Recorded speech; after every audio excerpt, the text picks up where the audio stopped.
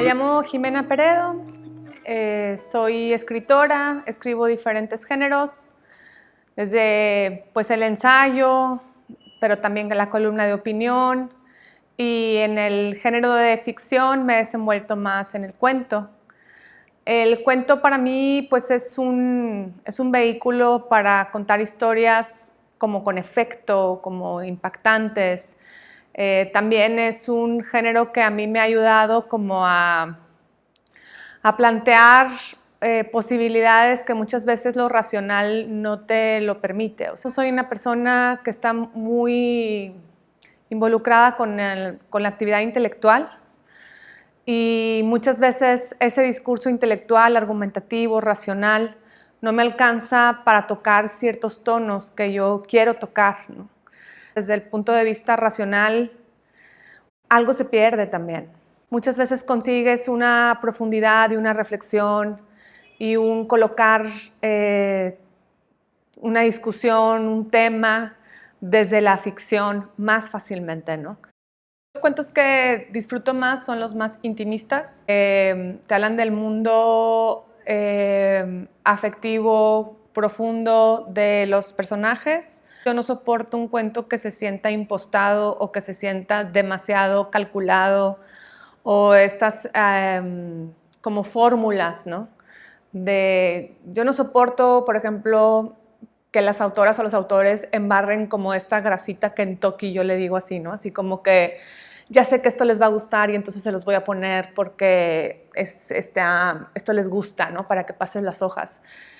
Yo abandono esas lecturas. A mí me gusta sentir que estoy frente a una autora o un autor genuinos que están queriendo conectar con sus personajes, con sus historias, están totalmente inmersos, conmovidos y adentro de sus historias y tienen algo que contar, ¿no?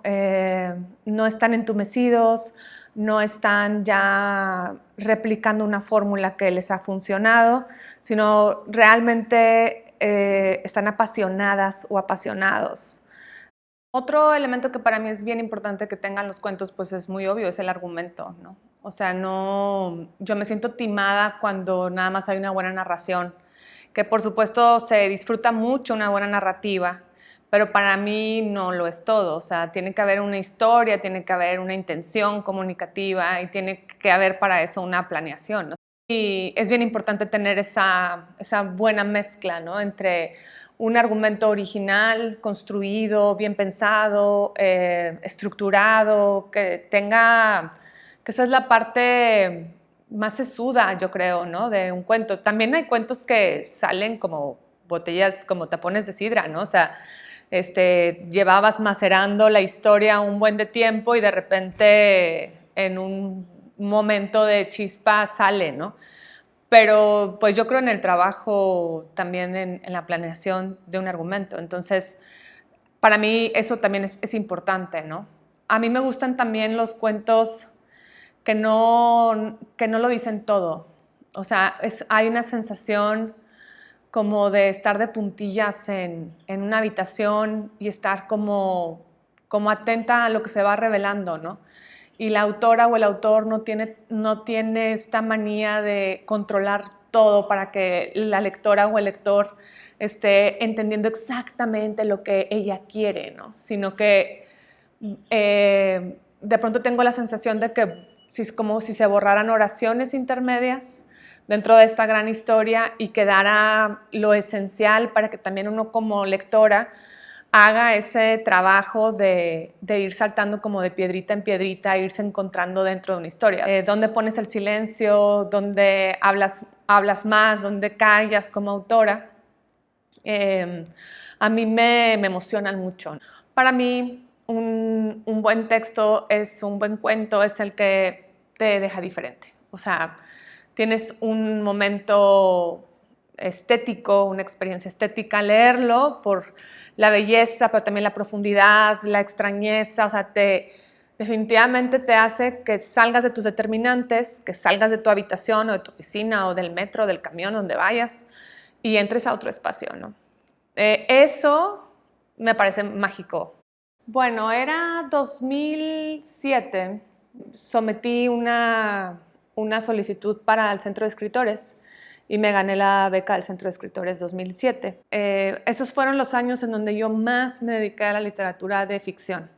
Este proyecto surge después de leer a varias autoras y decidí que fuera un proyecto que honrara a autoras que yo estaba leyendo en ese momento y les dedicara un cuento a cada una de ellas. Está desde Patricia Laurent Kulik, está Inés Arredondo, está Cris Villarreal Navarro.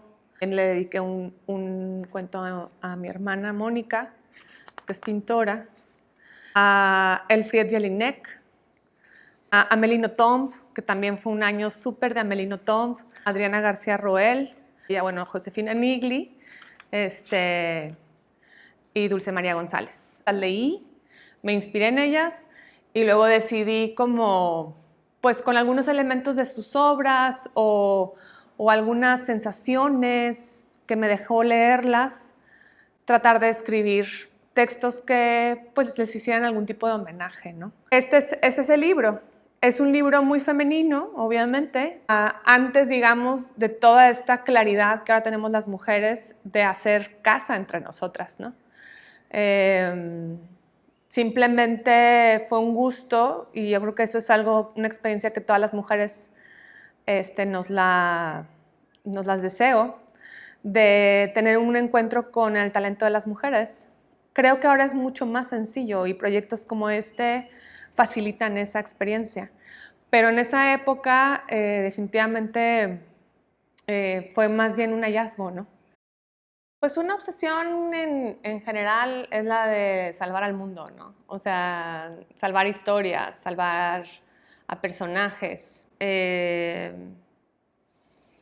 Y también como la crítica a una sociedad patética, una sociedad envuelta en frivolidad, en opresiones. Hay una crítica permanente a la posición de la mujer. En general yo creo que está este asunto que también toca mucho mi ejercicio intelectual y político de luchar contra resignarme. Este libro del buen entendimiento, en realidad, pues hasta el nombre lo dice todo, ¿no? O sea, el buen entendimiento es como un canon, ¿no? Que nos obligan a seguir, ¿no? O sea, si hay un buen entendimiento, entonces hay un mal entendimiento, ¿no? El buen entendimiento parece una frase hecha desde una autoridad, ¿no? Que te dice cómo debes de entender las cosas y cómo debes comportarte y cuál es la norma.